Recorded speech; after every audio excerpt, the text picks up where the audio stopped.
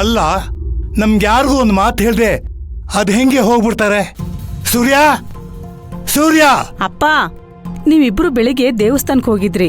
ಆಗ Surabhi college friend ಅಮೃತ ಅವ್ರ ಅಪ್ಪನ್ ಕರ್ಕೊಂಡ್ ಬಂದಿದ್ಲು. 2 ವಾರದಲ್ಲಿ ಅವಳು ಮದ್ವೆ ಅಂತೆ. ಬಂದು 2 ನಿಮಿಷನೂ ಕೂತ್ಕೊಳ್ಳಿಲ್ಲ. ಸರ ಅಂತ ಬಟ್ಟೆ ಎಲ್ಲ ಪ್ಯಾಕ್ ಮಾಡ್ಕೊಂಡು ನಿಮ್ಮ ಅಳಿಯನ್ನು ಮೊಮ್ಮಗಳನ್ನೂ ಕರ್ಕೊಂಡು ಹೊರಟೇ ಬಿಟ್ರು. ಇದೇನ್ ತಾತ, ನ್ಯಾಯಾಲಯದಲ್ಲಿ ಆಮೀನಾ ಕೂಗ್ದ ಹಾಗೆ ಕೂಗ್ತಾ ಇದೆಯಾ?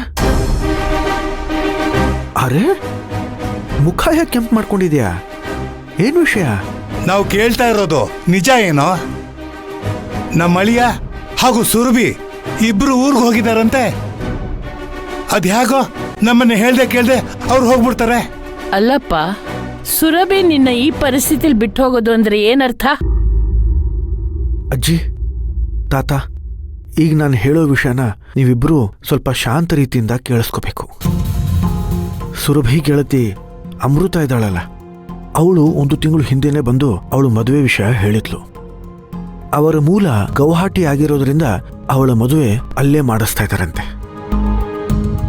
ನನಗೆ ಅಪಘಾತ ಆಗಿ ನನಗೆ ಹೀಗಾಯ್ತಲ್ಲ, ಆಗ ಸುರಭಿ ಅಲ್ಲಿರೋ ಕಾಮಾಖ್ಯ ದೇವಿ ಹತ್ರ ಎಲ್ಲ ಸರಿ ಹೋದ್ರೆ ನಿನ್ನ ಹತ್ರ ಬಂದು ದರ್ಶನ ಮಾಡಿ ನಿನ್ನ ಸೇವೆ ಮಾಡ್ತೀನಿ ಅಂತ ಹರಕೆ ಹೊತ್ಕೊಂಡಿದ್ಲು.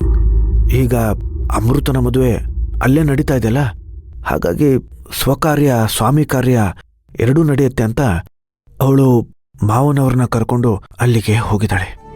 ಈಗ ಇದರಲ್ಲಿ ತಪ್ಪೇನಿದೆ ಹೇಳಿ? ಆಹಾ, ಎಷ್ಟೇ ಆದ್ರೂ ಹೆಂಡತಿನಲ್ಲಿ ಬಿಟ್ಕೊಡ್ತೀಯ ನೀನು? ಅಲ್ಲ ಕಣೋ, ಮದ್ವೆ ಅಂದ್ರೆ 2 ದಿನ ಇರುತ್ತೆ. ಇವಳು ಯಾಕೆ ಊರಿಗೆ ಮುಂಚೆ ಹೋಗಿ ಕೂತ್ಕೋಬೇಕು?